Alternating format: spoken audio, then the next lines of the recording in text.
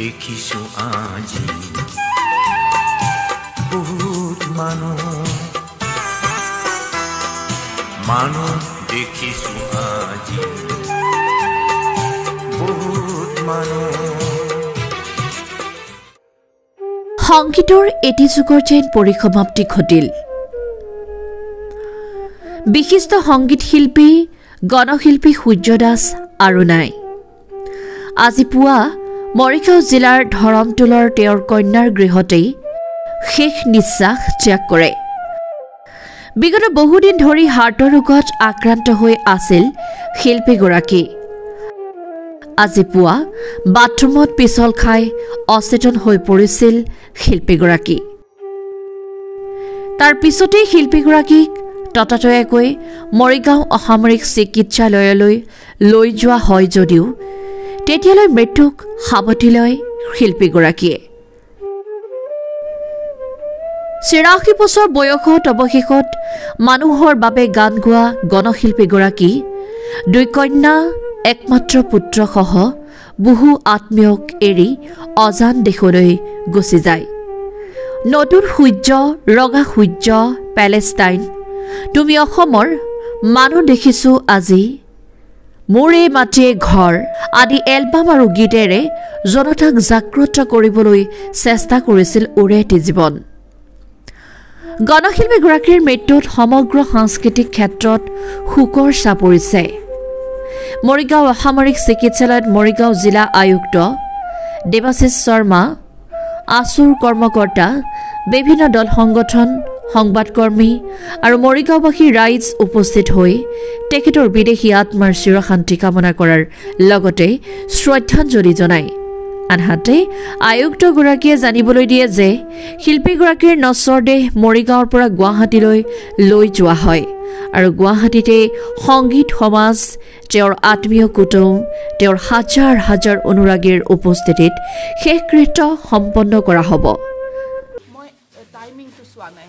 timing চোৱা নাই টয়লেটত গৈছে আৰু এবাৰ আটকা আৱাজ এটা দিছে এনেকৈ গৈছে টয়লেট চিটটোৰ পৰা উঠিবই নোৱাৰিলে আৰু ৰাতিপুৱা কেইটা বজাত আনিছে আমি টাইমিংটো চোৱা নাই নহয় সেনচে নাই কাৰণ ইয়াত medical facilities R very bed আমি এম্বুলেঞ্চ পাওঁতে উই ৱে ভেৰি লেট অ'কে সংগীত ক্ষেত্ৰখনৰ বিপ্লৱী সত্তাটোক শেহতীয়াকৈ অসমৰ জনজীৱনলৈ লৈ যোৱা আৰু অসম আন্দোলনৰ কালৰ পৰা অসমৰ জনসংস্কৃতি বিকাশৰ কাৰণে কাম কৰা গীতৰ জৰিয়তে শ্ৰদ্ধাৰ সূৰ্য দাস ডাঙৰীয়াক মই অসম সাহিত্য সভাৰ তৰফৰ পৰা শ্ৰদ্ধাঞ্জলি জ্ঞাপন কৰিছোঁ আপোনালোকে জানেই যে মানুহ দেখিছোঁ আজি বহু মানুহ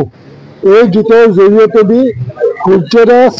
এটা প্ৰতিষ্ঠানত পৰিণত হৈছিল আজি তেখেতে এই গীতৰ মাজেৰে অসমীয়া জনজীৱনক কেৱল আলোড়িত কৰা নাছিল এটা সুকীয়া বৈপ্লৱিক চেতনা প্ৰবাহিত কৰি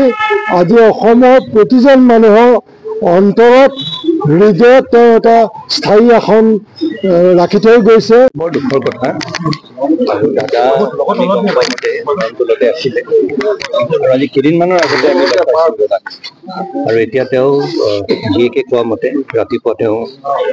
বাথৰুমত ধুই থকা অৱস্থাত কেনেকৈ এটা আৱাজ এটা শুনিছে আৰু তেওঁ পৰি গৈছে আৰু তাতে চাগে তেওঁ এটা মেছিভ হাৰ্ট এটেক হৈছে এতিয়া হস্পিটেললৈ লৈ অনা হৈছে আৰু আমি ততাতৈয়াকৈ তেওঁক সোনকালে গুৱাহাটীলৈ আমি পঠিওৱাৰ ব্যৱস্থা এতিয়া কৰিম আৰু গুৱাহাটীত শিল্পী সমাজ আৰু চৰকাৰৰ তৰফৰ পৰা সকলোখিনি ৰৈ আছে গুৱাহাটীতে গোটেইখিনি ক্ৰিয়া তাতে সম্পন্ন কৰা আজি অসমৰ এজন মাটি আৰু গণশিল্পী আমি হেৰুৱালোঁ তাৰ কাৰণে অসমৰ বৈপ্লৱিক এজন শিল্পী এই শিল্পী আকস্মিক মৃত্যু হোৱাত অসমৰ ৰাইজৰ কাৰণে এটা অপূৰণীয় ক্ষতি হৈছে মৰিগাঁৱৰ পৰা Chanu Gogoi report AIPN live 24/7